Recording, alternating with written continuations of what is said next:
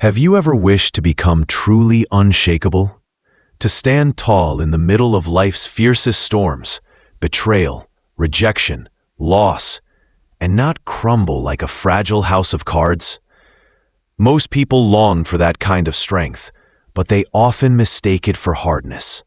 They imagine becoming like stone, cold, emotionless, and untouchable. But hardness is fragile. It cracks under pressure.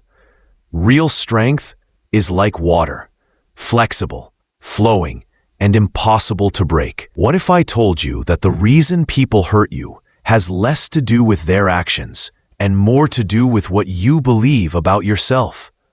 Pain rarely comes from the event itself. Words are only sounds. Actions are movements. Silence is merely the absence of noise. What gives them power to hurt is the meaning you attach to them. Someone insults you, and it cuts deep, only because a small part of you secretly believes it might be true. Someone leaves you, and your heart aches because you tell yourself the story that you are not worth staying for. Life itself doesn't wound you. It's the echoes inside you, the old scars, the unhealed shadows that make the pain feel so sharp. We spend our lives trying to shield ourselves from this pain. We build armor made of pride, of cleverness, of control. But here lies the paradox. The heavier your armor, the more fragile you become, because armor is made of fear, and fear magnifies every blow. The path to becoming untouchable, to becoming someone that no insult, rejection, or betrayal can shake, isn't found in defense. It's found in surrender, in deeply seeing who and what you truly are. When you see with clarity, the sword passes right through you, and there is nothing left to wound. Most people think freedom means escape. If I can just avoid pain, they think, I'll be safe. But avoidance ties you even tighter to pain. The only way to be free is to stop running. Sit with it. Listen. See what it's trying to teach you. Pain is not your enemy. Pain is the messenger of truth. Whenever you feel hurt, life is showing you where you are still hiding from yourself, where you still believe the lie of unworthiness, where you still cling to illusions. Hurt is not punishment. It is the universe gently pointing you home. Imagine this. Someone calls you foolish, lazy, or weak. What happens inside? If anger rises, or shame pulls you down, that's not about them. It's your own unconscious whispering, yes, I feared this was true. But if you've already looked within and faced your foolishness, your laziness, your weakness, and said, yes, they are part of me too, then the insult falls flat. You have nothing left to defend. You are whole, and a whole person cannot be wounded by the broken pieces others throw. To become untouchable does not mean rising above humanity. It means descending so deeply into your own humanness that nothing frightens you anymore. You no longer tremble at imperfection. You don't collapse at rejection because you stopped believing the illusion that you must be flawless to be loved.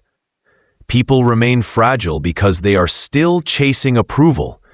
They cling to an image of who they think they should be, and anything that threatens that image feels like a knife. Freedom begins only when you let go of that idea. The self you're trying so hard to protect, that polished mask, is the very source of your suffering.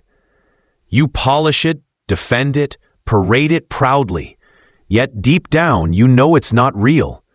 And so every rejection, every failure, every unkind word threatens to shatter it. But what if you simply dropped the mask? What if you stopped pretending to be untouchable and just allowed yourself to be real? Then you would discover the strange, beautiful freedom of being nobody. Nobody has nothing to prove. Nobody cannot be betrayed. To be nobody is to be free. But the ego resists. It whispers, if I stop defending myself, I'll be destroyed. Look closely. Has defending yourself ever truly saved you? Or has it kept you trapped in endless conflict, like a man swinging his sword at shadows, exhausting himself, never realizing the enemy lives within? The moment you stop resisting, the battle ends. The arrows fall harmlessly because there is no longer a target for them to hit. And in that stillness, in that surrender, you finally see nothing and nobody outside of you ever had the power to hurt you. The only wound was your refusal to see yourself. Of course, this isn't easy. To face your own darkness requires immense courage. It's much easier to blame others, to say, they hurt me, they made me feel this way. But that belief is a prison, because if others control how you feel, you will forever live at their mercy. True liberation begins the moment you say, No, what I feel is mine, and I will face it. At first, this feels like burning, but slowly, you begin to see the fire is not destroying you. It is purifying you. What burns away are only the illusions. What remains is what can never be destroyed. So when I tell you nothing and nobody will ever hurt you again, understand, I'm not promising a life without pain. That would be childish. What I'm pointing to is something deeper. The possibility of facing pain so completely that it loses its sting. Imagine touching fire, and instead of recoiling, you feel its warmth, its energy, and you bow in reverence. Pain transforms into wisdom. Rejection turns into redirection. Criticism becomes clarity, and loss becomes the open space where new life begins. When you begin to live this way, you realize the world has not changed. You have. And that changes everything. Think of the ocean. On the surface, there are storms, winds, waves, foam, chaos. But beneath it all lies perfect stillness. The storm may rage above, but the depths remain calm. To live only from your surface is to be tossed by every insult, every disappointment, every betrayal. But to live from your depth is to know that while the waves may crash above, the ocean remains whole and undisturbed. Becoming untouchable doesn't mean escaping the storm. It means descending into your own depths, to that sacred place within you untouched by the chaos of appearances. There, nothing and nobody can wound you.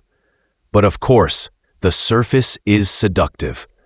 The ego loves the waves, the performance, the applause, the dance of approval and rejection. It clings desperately to praise and recoils at criticism.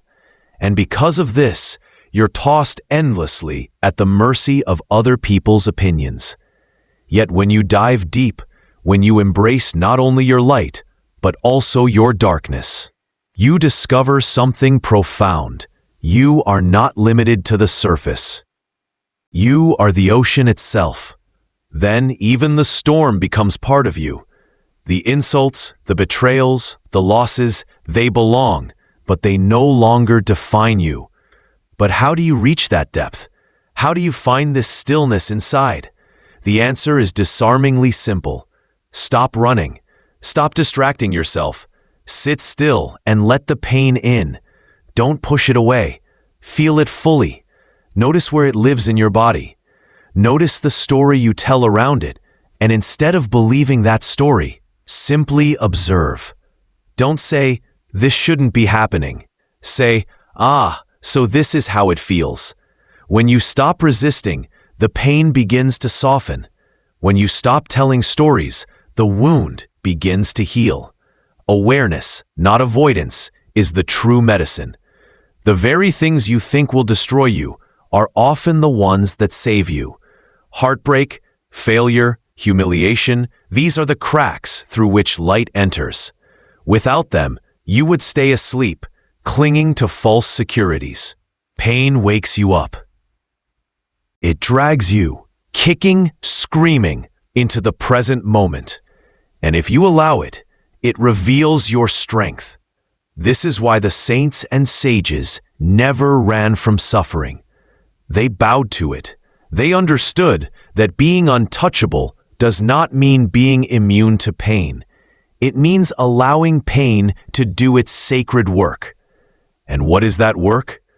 To strip away illusion, to peel off the false self, the mask, the persona, until only truth remains. Because at your core, you are not fragile.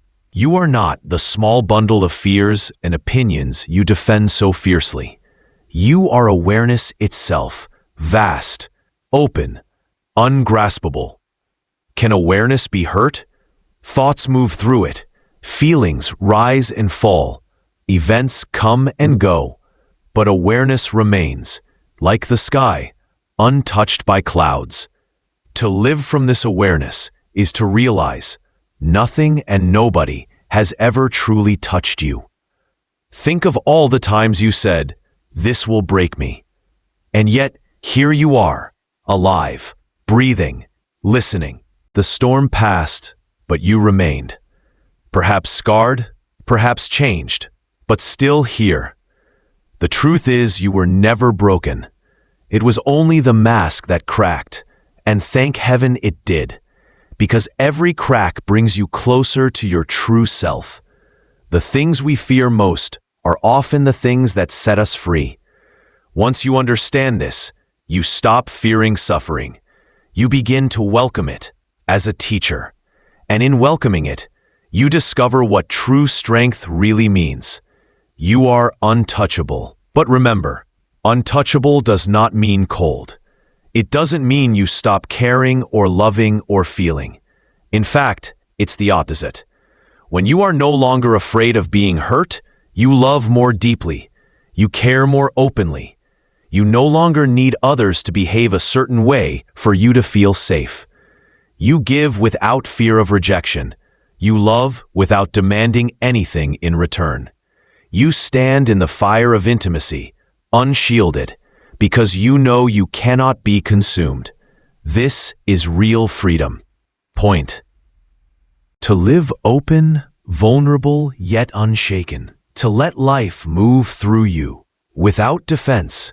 So when people hurt you, when life disappoints you, remember, it's not the world against you. It's the world revealing you to yourself. Every insult is an invitation to look within. Every loss is a call to release.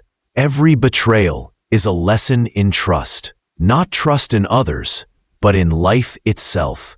You cannot command the waves, but you can remember that you are the ocean. This is not detachment born of withdrawal. It is the deepest form of intimacy. You are so united with life, so completely at one with it that nothing stands apart long enough to wound you. Still, people ask, "But Alan, isn't this indifference? If nothing can hurt me, don't I become numb?" No, numbness is the opposite. Numbness is armor, a refusal to feel. What I'm speaking of is feeling so deeply, so fully, that nothing lingers as poison. Grief comes, and you let it wash through. Anger rises, and you let it burn clean. Joy blooms, and you let it dazzle you. Then all fades, and still you remain. The untouchable man or woman is not unfeeling. They are pure feeling, unblocked, unguarded, free. They are life itself, flowing without resistance. Nothing and nobody will ever hurt you again. Not because pain vanishes, but because you no longer cling to it. Hurt is not in the blow. It is in the story, the resistance, the refusal to accept what is. When you see this truth, life becomes astonishingly light. People may misunderstand you. They may judge, reject, or betray you. You might still feel the sting, but it passes like wind through a hollow reed. No residue, no chains, only freedom. And in that freedom, you discover a joy untouched by circumstance, a joy no one can ever take away. Perhaps you wonder, is this practical? Isn't it too lofty, too abstract? But look carefully at your own life. Has clinging ever saved you? Has resistance ever brought peace? Or has it only tightened the chains? To live as awareness, to welcome pain as a teacher, to see yourself as whole, this is not philosophy. It is the most practical wisdom in the world, because life will never stop hurting, and people will never stop disappointing. But you can stop being destroyed by it, and that changes everything. The birth of true resilience. So next time you feel hurt, pause. Do not rush to blame. Do not rush to defend. Ask instead, what in me is being touched? What old wound is this awakening? Then breathe into it. See it clearly. Embrace it as your own. In that instant, you shift from victim to witness, from puppet to master, from surface to depth. And here's the miracle. Once you've embraced a wound, no one can ever use it against you again. Once you've owned your shadow, no one can cast it upon you. This is how you become untouchable. Life is not asking you to be perfect. It's asking you to be whole, to embrace not only your virtues, but also your flaws, not only your victories, but your defeats, not only your light, but your shadow. Wholeness is immunity, because what is whole cannot be broken. So let the world do as it will. Let people praise or condemn. Let fortune rise or fall. You remain steady because you are no longer clinging to fragments. You stand in the whole, and from that place, you laugh, you love, you live, free from hurt. Not through avoidance, but through truth. Remember, the world is a mirror. What you see, what you feel, always reflects something within you. If you know yourself deeply, the mirror cannot shock you. If you accept yourself fully, the mirror cannot shame you. So do not fear the reflections. Look at them, learn from them, love them, then move freely. For the man who accepts himself is beyond insult. The woman who embraces herself is beyond betrayal. They still feel, but they are not bound. They still weep, but they are not broken. They still bleed, but they are not undone. Stop trying to protect yourself. Let life touch you completely. Let pain teach you.